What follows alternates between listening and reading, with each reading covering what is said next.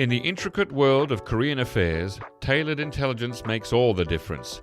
Korea Risk Group's consulting services offer specialized, actionable intelligence designed to guide your Korea-related decisions. We provide bespoke consulting services that cater to your unique challenges and goals. From policy analysis to market entry strategies, we bring clarity to complexity. Transform uncertainty into opportunity and visit koreapro.com solutions today.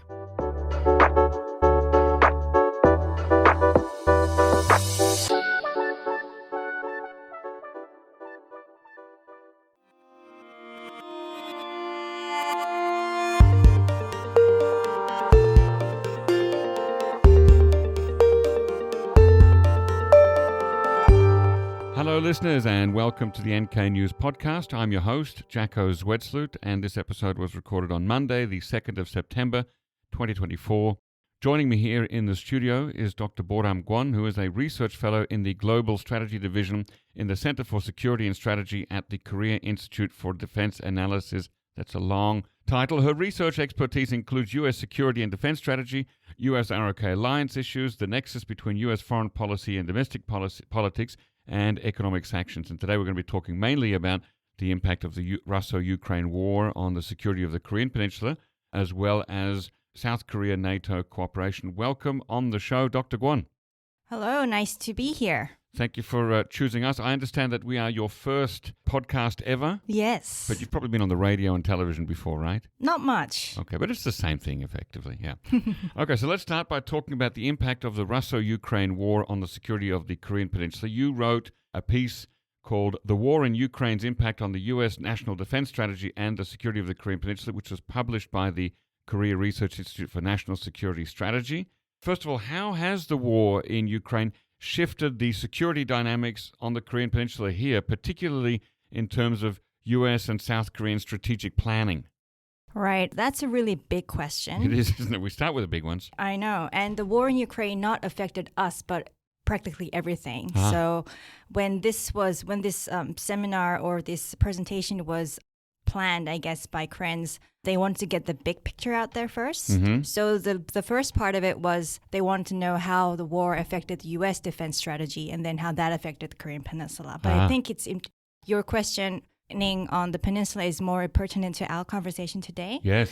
And so I wrote this a couple months ago, but I still think it works now. So I think I put down 5 impacts. Let me go through them real shortly. So. Okay. I guess the war in Ukraine generated a lot of discussions about how South Korea would respond to a Taiwan contingency. That was the first one. The second is it mobilized critical thinking about U.S. security commitment to Asia. Then it also made us realize that we have restrained options to condemn and rein in North Korea's nuclear missile provocations. And that was partly because North Korea and Russia had become very chummy. And now they have a partnership. Right. And the fifth point is it drew South Korea and NATO closer. So those are really, they're all very big topics. I'm just going to put them all on the table right now. Yes, and I've got some more in-depth questions about some of those topics. So let's talk about North Korea's strategic calculations. You mentioned in your presentation, your paper for Koreans, that North Korea might coordinate with China in the event of a Taiwan contingency. Now, how likely is this scenario, and what could it mean for regional stability? I can't put a number on how likely it is, but I think North Korea has earned the most from this war, compared to China and Russia, period. So that was what I was going to go through. And so what the U.S. planners are very worried about now is having 2 wars happening at the same time. They're not ready for it, right? I mean, in Europe, a land war, and in Asia, perhaps a sea or air war. And even if it's in the same theater, having 2 wars, they just can't fight it. Right. And they've learned it through the war in Ukraine, that they're not ready. The defense industrial base is just, they can't take it. And so I think in terms of that, I think North Korea has been emboldened. I think that's the point I wanted to make, that it's in a hard place, and that's why it has this partnership with Russia. But I think Russia has given it some relief from all that sanctions pressure. And so it's getting a lot of aid. It's giving military aid in return. And I think that emboldenedness may incentivize it to coordinate more with China. But then China is sort of like a triangle right now about the war. It's not absolutely pleased with how the war is going on because they have longer term plans about their own leadership in the world. But perhaps the war in Ukraine disturbed that plan. So it's a bit of a triangle. In Korea, we call it a semo, right? So I can't really say how high the probability is, but I would say that North Korea is more emboldened than before. Now, you've said that North Korea is more emboldened, and yet North Korea hasn't done a seventh nuclear test, and it hasn't repeated, say, the shelling of Yeonpyeong-do. So how can we see that it's emboldened? What are the signs that it feels emboldened? Okay. I'm not a North Korea expert, so I can only say what I know. But I've heard that Kim Jong-un, the reason why he's not doing more exercises or condemning our exercises even more this year is that he's having some problems with internal control. That he is sensing that it's not just external powers that is challenging his leadership, but actually there's a lot of disgruntlement within his population. Yes. North Korea as a country may be emboldened on the global stage, but internally Kim Jong-un is under a lot of stress. That's what I've learned. So it's a bit paradoxical. Okay. So coming back to this question about North Korea possibly coordinating with China in the event of a China contingency, I wonder if this works both ways. And I have to explain what I mean. What I mean is, if North Korea were to make a move first, do you think that China would be likely to move on Taiwan? And also, if China made a move first, do you think that North Korea would be likely to move against South Korea? Is that the sort of scenarios that we're talking about, or is it just one of those two?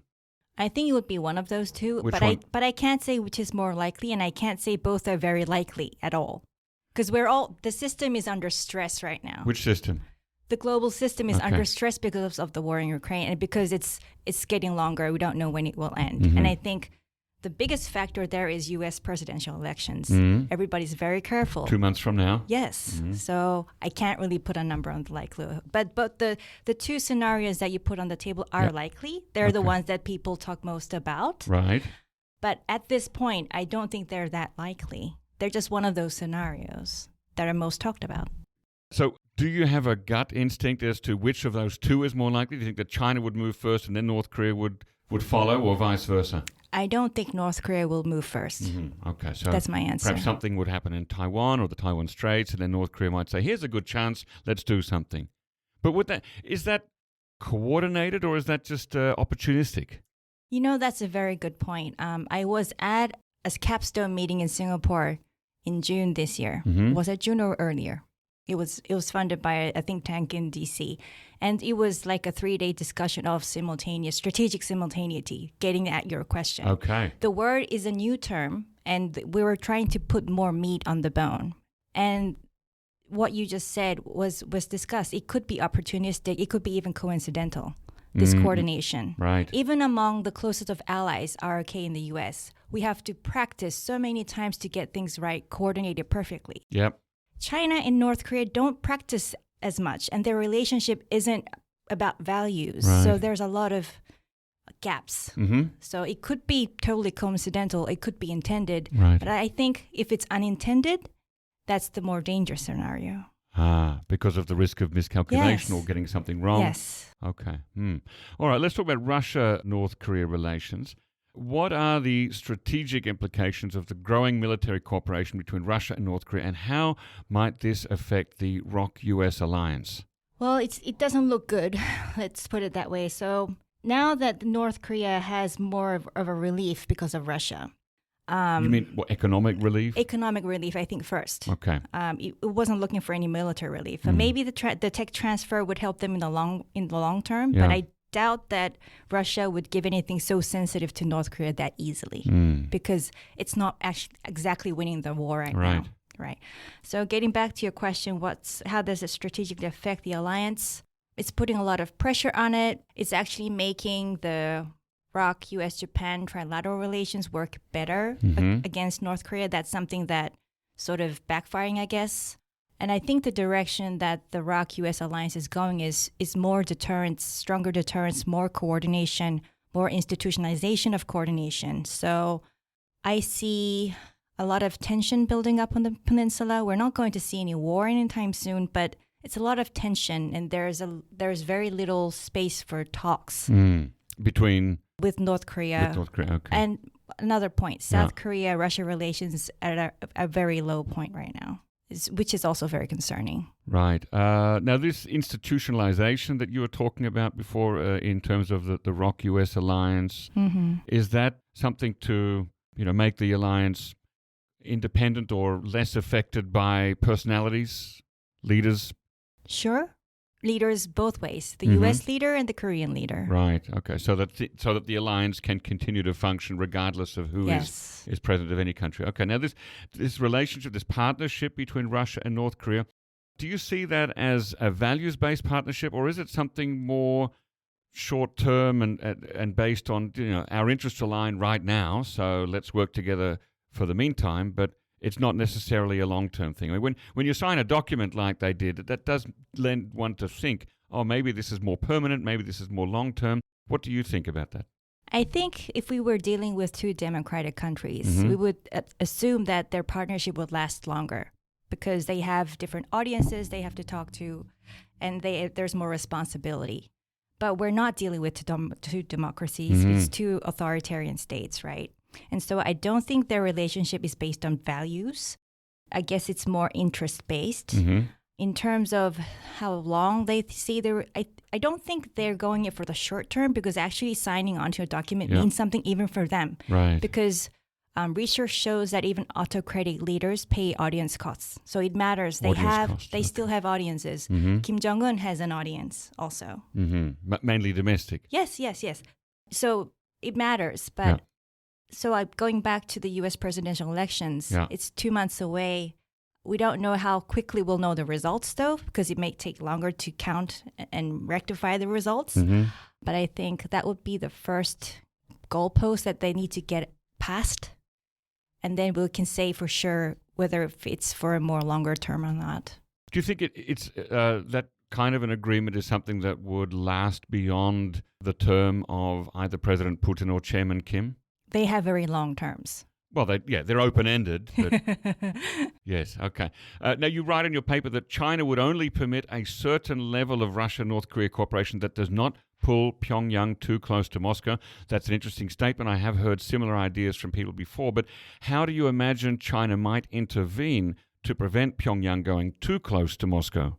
Well, we know for sure that although Russia is giving economic aid to North Korea, it's always been China that's had keeping the Kim Jong-un regime alive economically. So I think it can do a lot of things on that end. Like it can deport workers. I mean, things like that could all add to pressure. Right.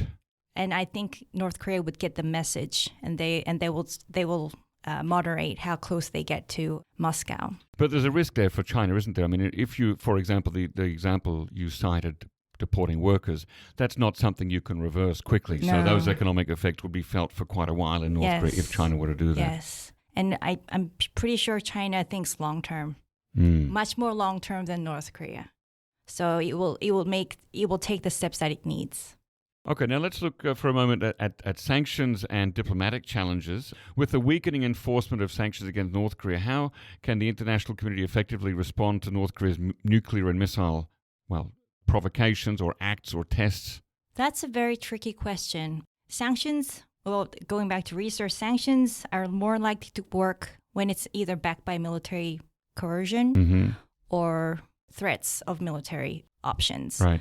So I'm not suggesting that we go down that route, but I think sanctions alone will not be that useful because there's a big hole in it. It's not just China, it's also Russia now. Yeah, and that's something that has changed, I think, really during the Russo-Ukraine war, isn't it? That both Russia and China have shown that they're not particularly interested in enforcing the existing sanctions, let alone levying any new sanctions. Yes. Okay, now what about the impact of nuclear weapons on security calculus? Given the lessons that North Korea might be drawing from Russia's use of nuclear threats, so far it's just threats, how should South Korea and its allies adjust their security strategies to address an emboldened North Korea? Yes, well, certainly, even I think I saw this morning that since Ukraine actually hit Russia past their border and they're really concern right now. Mm-hmm. Russia is talking about changing their nuclear doctrine, which is going way beyond what we thought. But from the very beginning, Putin was very smart to saber-rattle with the use of tactical nuclear weapons. Or battlefield nuclear weapons in Ukraine. Yes. He hasn't yet. No, he hasn't yet. Hope he doesn't. Mm-hmm. And North Korea has been using the same cards against us. So now their nukes are not just for the U.S., but the tactical ones are against us. And more concerning is that they've changed their constitution. They're saying unification doesn't matter anymore. So those hostile changes are giving very negative signs to us. So how South Korea and the ROK US can respond is by upping deterrence and spending more on defense. So I read that next year we're going to spend a whole lot more on defense, actually spending more than the actual national budget. So wow. the increased rate actually. Wait, so say that again? So our government is going to spend more next year, about 3.2%. But in defense expenditure, we're going to spend more, like 3.6%. So the increased rate is higher. Right. Okay. So how is South Korea now preparing itself for the end of the Ukraine war, whenever that might be? What are some of the debates and discussions ongoing in Korea around that? Mm-hmm. I thought about this, and at the very beginning, I talked about how the war in Ukraine has impacted the Korean Peninsula, and among the 5, 4 of them were kind of problems. But when you think about the war ending in Ukraine, it doesn't relieve us from those 4 problems. Those are continuing problems for us, and that's something I want to talk about. And when we think about preparing for the end of the war, I think it has to come in different parts. So first, South Korea is actually helping the war end. The war hasn't ended yet, so the war can end on terms acceptable by Ukraine. We engage in diplomatic efforts, global efforts, NATO IP4 efforts, even bilateral efforts. That's one. The second thing is we have concrete assistance programs ready for them to use when they reconstruct. Okay, so that's so aid packages, sending people, skills, those kind of things. And also, we have to prepare for the changes that the war changed. So the Russia-North Korea relations, how would that change should the war end? We have to think about those things.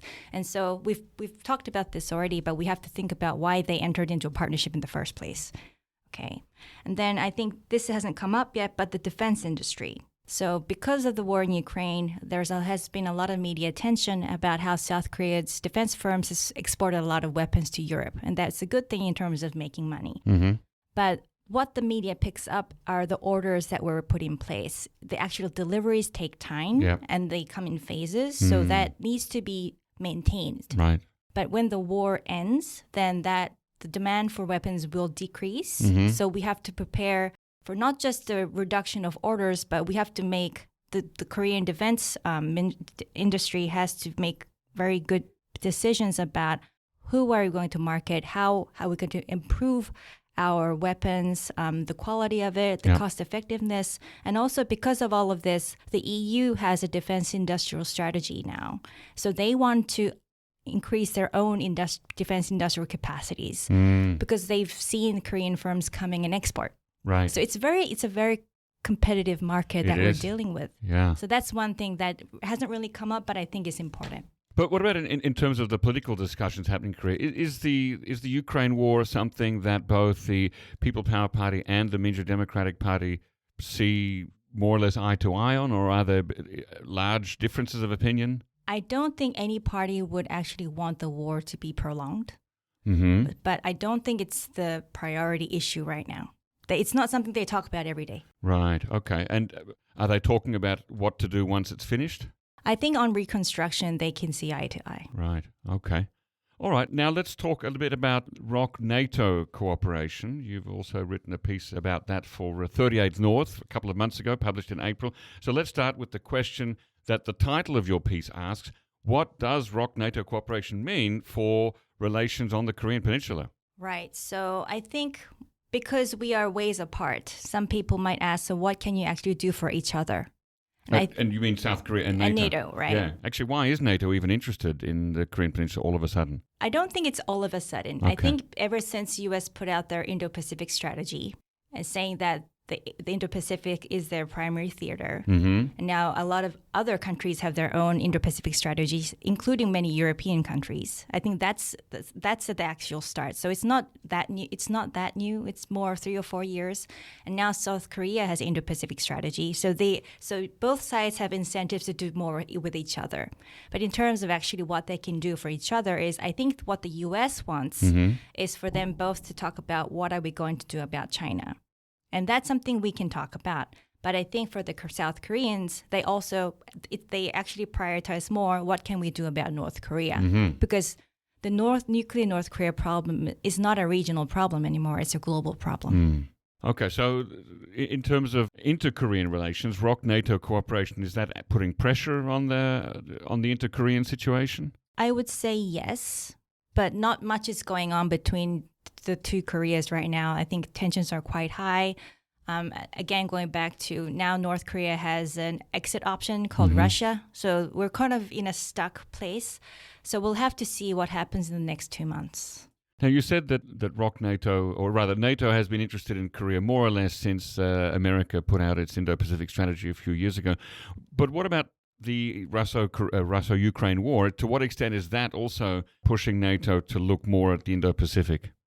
I think there are many answers to that, but the one thing that I can think about is how the war is being fought in Ukraine. It's the Ukrainians that are fighting. Yes. The U.S. has made it very clear that it's not going to put its boots on the ground. I think that's a very strong message to all allies, European allies and Asian allies. And I think on that point, they share those concerns. They understand that allies need to do more for their own defense. So although they're in different theaters, they have different adversaries, well, primary ones anyway, they have a common understanding that they need to strengthen their own defense and then create more linkages between like-minded states. And that all works for both NATO and Korea. So I think keeping that dialogue going, and now that we have a NATO AP4 or IP4 platform, I think that's very valuable. Right, remind our listeners, who are the IP4? So it's Japan, Korea, Australia, and New Zealand. Okay, and so these countries are now in a regular dialogue with NATO. Okay, now, and does that, the strengthening of that dialogue and that relationship, is that seen by Vladimir Putin as an attempt by, well, basically NATO to surround Russia? Of course. And China isn't very happy with it either. It's saying it's all part of the big containment plan. Okay, so Russia and China are both feeling threatened by this. Now, what is the Individually Tailored Partnership Program, the ITPP, and what does that mean for Korea? That's more of a diplomatic. I do more in defense, so I don't know the exact details of that, but I know it's one of the first ever very detailed cooperation plans that has about 11 very important points, but I have to look through my notes on that. Okay, sorry, is that something between Korea and NATO or Korea and the United States? No, Korea and NATO. Oh, okay, so it's diplomatic, but it is involving NATO. Oh, that's interesting. Okay, I'll have to get someone else to come in and talk more about that. Okay, let's talk about strategic balance then. How do you see the evolving ROK-NATO cooperation impacting the delicate strategic balance in Northeast Asia, particularly with respect to North Korea, China, and Russia's responses? How does that cooperative relationship affect the balance here? I think it's at the very beginning. It's not peaking. Right. So as long as we keep the trajectory going, it would be a positive influence. I don't think it's big enough to counterbalance or anything. It's more of an effort to bring the two regions or theaters together because they're facing a common threat that is called China. But again, I emphasize that for South Korea, the primary adversary is North Korea. But I think it works both ways, that they want more linkages, and I think it's good they have more of these linkages that are lattice-like, networked on very different levels, not just state level, but going below state. So military to military, yes, party to party. Yes, and even industry to industry. And all these different networks matter because there are so many external shocks. External shocks could be wars, but external shocks could also be leadership changes. And some leadership changes matter more than others. All right. Now, you said just before that for NATO and a lot of states, China is the main issue here, but for South Korea, North Korea is the main issue. But isn't it also the case that it's kind of awkward for South Korea to talk about China as a threat because of the proximity? Yes. That Koreans don't really, some Koreans don't like to talk about China too much, knowing the risks that are there, the THAAD dispute, the garlic wars of the early 2000s. Yes. So in many of our government documents, we don't call out China, but you can certainly tell that we are talking about China. Right, you can read it in. Yeah, but I think that's a big step forward because before we didn't even do that.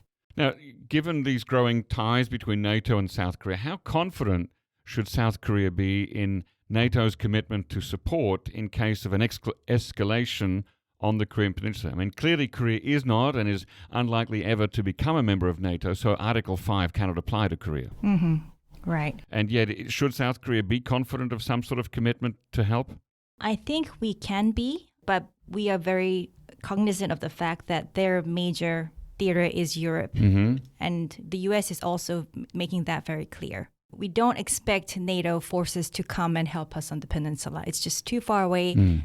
And should something happen on the peninsula, Europe becomes more vulnerable to other crises. So they have to be ready. So you can't disperse all of your weaponry and people. And yet we have to remember that I haven't done an analysis here of exactly each country, but most of the UN command sending states are also members of NATO, and many members of NATO are part of the UN command. And recently, Germany, that wasn't ever a member of UN command, but is a member of NATO, joined the UN command. So there is a lot of overlap there, right? Yeah, and I think the momentum to revive UN command has grown over the couple months.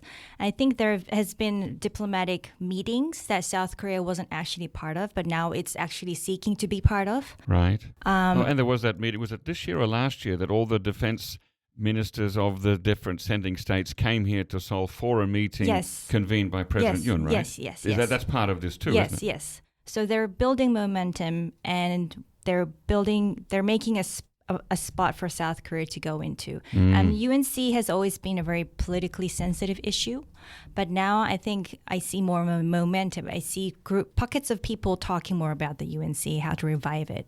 Politically sensitive where? In South Korea or in other countries? Certainly in South Korea. Okay. Could deepened ROK-NATO cooperation further complicate diplomatic efforts with North Korea, especially in context of denuclearization talks? Yes, I would say. But the talks at this point, we're not going anywhere. So NATO isn't the major problem. I think it's more about, let's see. It's really hard to pinpoint what the major problem is, but I don't think NATO is the biggest problem right now. Okay, we've already talked about how Russia and China probably perceive this kind of cooperation as threatening. Does North Korea perceive it as threatening? Sure. Have they said so? I can't quote, but I would think that they did. Okay, now a bit more about China here. How might China's perception of ROK-NATO cooperation influence China's policy towards South Korea, and what economic or diplomatic repercussions could Seoul face in this time? Well, I think I mentioned that China isn't too happy about ROK building more ties with NATO because it thinks it's part of the big U.S. plan to contain China. And because China are engaged in strategic competition, which is intensifying. And so even the small things can become very big problems quite easily. And I think in terms of if China thinks ROK is going too far, we went through the THAAD economic sanctions period that they know how to make our businesses suffer. They know how to do that. I don't know how far they will go, but they certainly know where to push to make South Koreans hurt. Yes, and it does seem over the long term that China tends to go after the weaker of the two parties in a situation. So China can't really hit out at NATO, but China can certainly put some repercussions in place for South Korea. And you write in your article that member states with strong economic ties with China have been reluctant to take a firm stance against China's coercive behavior. That's not new. This has been true for a long time. But do you ever see it changing? Changing. I guess some of the language can change over time, but you can't really do away with the economic and technological interdependence that a lot of these countries have with China. Even if the Biden administration or the next administration says you have to de-risk, it may go up to decoupling again, depending who wins in the next election. It's really hard to make your allies and partners do away with their relationship with China because economic security matters for their audiences too. Right. Now, let's move on from China and talk about the future of how might the ROK-NATO partnership affect the dynamics within South Korea, U.S., Japan trilateral relationship? I think the interactions between those two relationships are quite positive, that they can reinforce each other. And because Japan has very good relations with NATO also. And it's also one of the four Yes. And this is a very good example of what lattice-like networked partnerships looks like, right? You have countries in threes and fours and what have you, networked and put on each other. So whatever external shock comes, you still have, some of the networks can be cut, but the others will stick. So in the end, it's okay. It's more resilient. I think the point is more resilience than effectiveness. Do you see that both South Korea and Japan want a similar relationship or a similar level of cooperation with NATO? I can't put a number on it, but I would say because they're like-minded states and they're very strong allies of the U.S., that they have similar values and similar understandings, yes. And they both have limitations too, because they're Asian powers and they can't be in Europe. Right. Although now South Korea was involved in Afghanistan. Was that working with NATO in Afghanistan? They sent some medical assistance, right? I don't recall if it was actually. I think that it was related to NATO. Yes. Okay, so it goes back quite a way then. That sort of cooperation. Yes. Now, which of the three countries, South Korea, United States, Japan, which of the three countries under new leadership, whether that be Japan under a new prime minister this month or the United States under perhaps a new revitalized President Trump in 2 months' time, or even South Korea under a Minju Democrat Party president in 2027 when the next presidential election happens, which one of those do you see as potentially the weakest link in maintaining that trilateral relationship? That's a very tricky question. It is, isn't it? I think if we think about what change comes first. Okay. You mean chronologically speaking? Yes. Let's be fair. So it's Japan first. Okay. But then if we take out the time factor, perhaps it could be Korea. And why is that? Because the two parties have very different perceptions of Japan. Okay. Do you want to drill down a little bit on that? What's the Minju Democrat Party's perception of Japan? I mean, yes, there are a lot of history issues. We've talked about that before, but as you've said a few times in this interview, that South Korea and Japan in today's world are like-minded states with similar interests and values, liberal democratic order, a capitalist economy, that kind of thing. So why would that not continue, that sort of cooperation under a different president? I would think the Minju Party has a different footing on perceiving Japan as a partner. So they go back to the colonial times that they haven't forgiven Japan, period. Right. But then another point is because domestic policy in Korea is so polarized. It's not just to Japan that's the problem. It's because the two sides just don't like each other. It's just anything but. I see. Okay. Now, if President Trump becomes re-elected in November in America, he's quite sort of a transaction. He's more transactional than ideological. So I don't see him easily having an ideological, revulsion or dislike of trilateral cooperation. But he may be looking for a better deal. Is trilateral cooperation between South Korea, Japan, and the U.S. something that could be sold to Trump as, hey, this is win-win, you're getting something for nothing out of this? I think you're on the right track. It could be sold as a win-win, but I've been working with DOD on a similar issue. That's the U.S. Department of Defense for our listeners? Yeah. Oh, M&D. So that's our Department of Defense in Korea.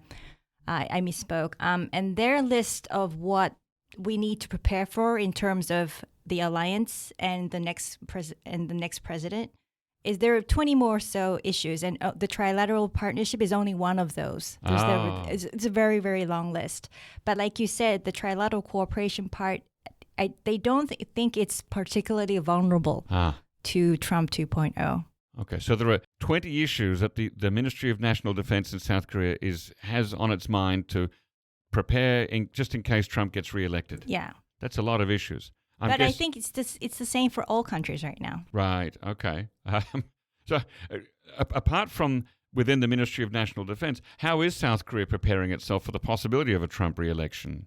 Let me backtrack a little bit. Okay. So if you asked me that question last month, yes, I would give you a more straight answer. But because I've seen the Republican National Convention, yes, and I've seen the Democratic National Convention, and the dynamics have changed so strongly.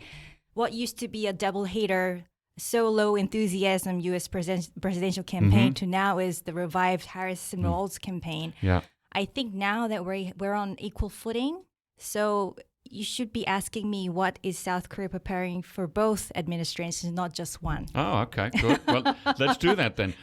How is South Korea preparing for both of those potential outcomes? And now that I have a question that I want, I want to point out that although we're worried about a Trump 2.0, because we know that there are fewer guardrails, we don't have adults in the room like the first term, and there was a lot of chaos in the first term. But I want to say that the challenges that the alliance will face is not pertain to Trump itself. It's how America is evolving. Mm-hmm. So if we look at the Harris campaign and Trump campaign, of course, their language is very different, but I think they have three very common points. And those include, let me see my notes here. I don't want to forget. Okay, so number one is America first. Although Harris does not use the words, it's American middle class first. Okay, and the Democratic Party will be more diplomatic about how they go, how they deal with allies. Trump is not very polite with allies, but the point is there. It's America first. America has never been second. That's not going to change. And that means allies have to do more of the heavy lifting. The second is military. They both want a stronger military. Even during the first Trump administration, their grand strategy didn't change because of Trump and his actions. It's still primacy. They want to be the strongest military power. That's not going to change. Yeah. But how they use power, how they use it to intervene in others' wars, that will change. Again, the message is allies need to do more. Yeah. And the third is it's China. They both think China is the biggest threat. They both want to outcompete China, and they want help from allies because they both know that they can't win without the help of allies. So I'm trying to stress that they're not that different in terms of allies' viewpoint. Right. Now, I also noticed that, if I'm not mistaken, neither the Republican nor the Democrats have denuclearization of North Korea on their policy platforms for the presidential candidates. No. Did that surprise you?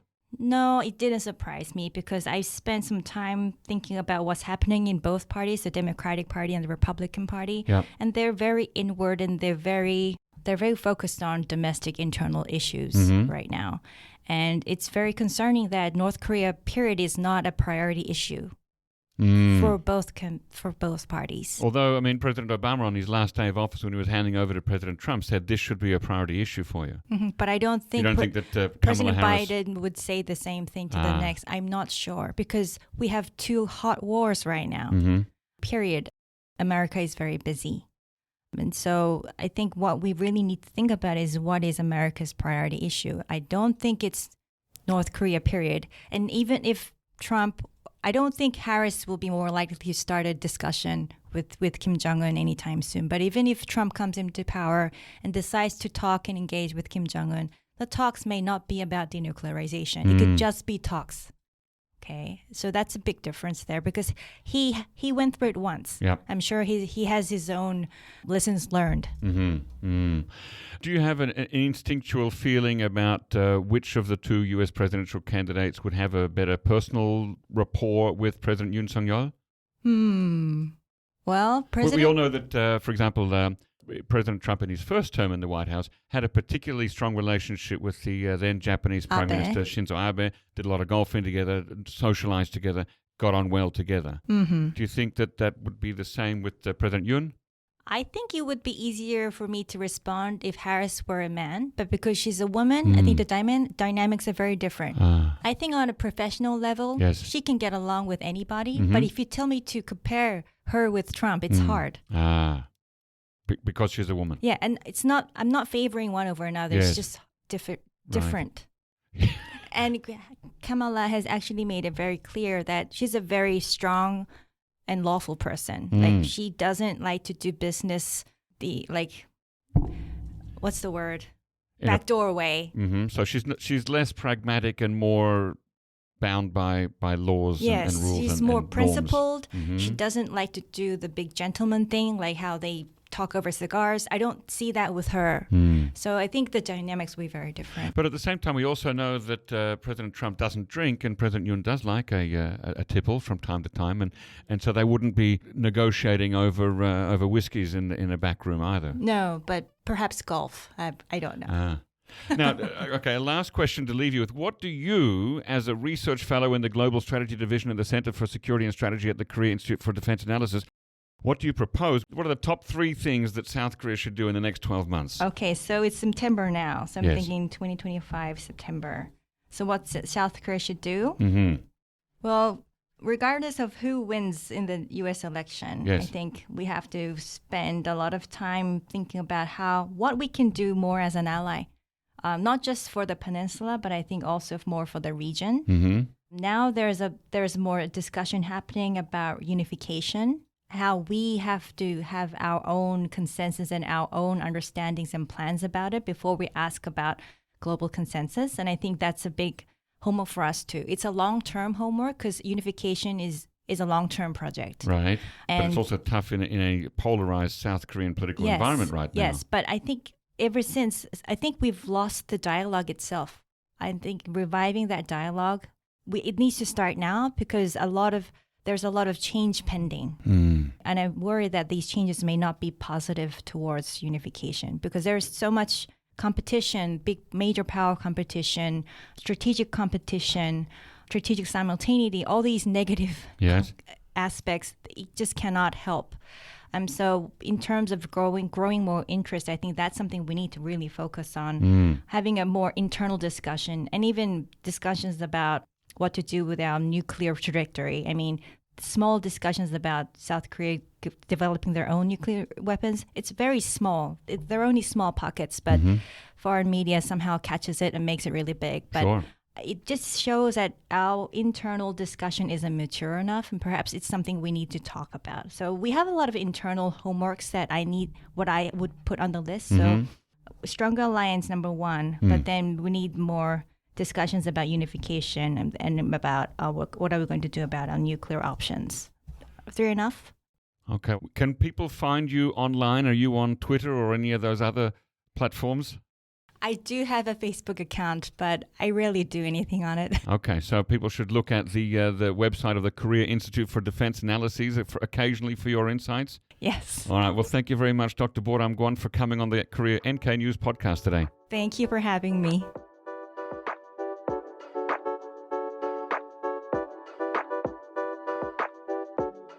Score more for less with our NK News Shop discount campaign.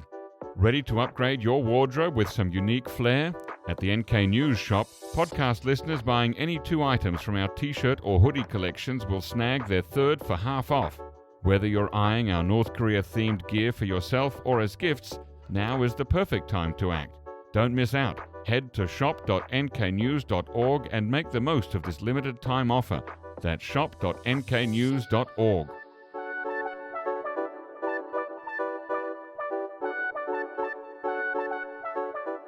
Ladies and gentlemen, that brings us to the end of our podcast episode for today. Our thanks go to Brian Betts and Alana Hill for facilitating this episode, and to our post-recording producer genius Gabby Magnuson, who cuts out all the extraneous noises, awkward silences, bodily functions, and fixes the audio levels. Thank you, and listen again next time.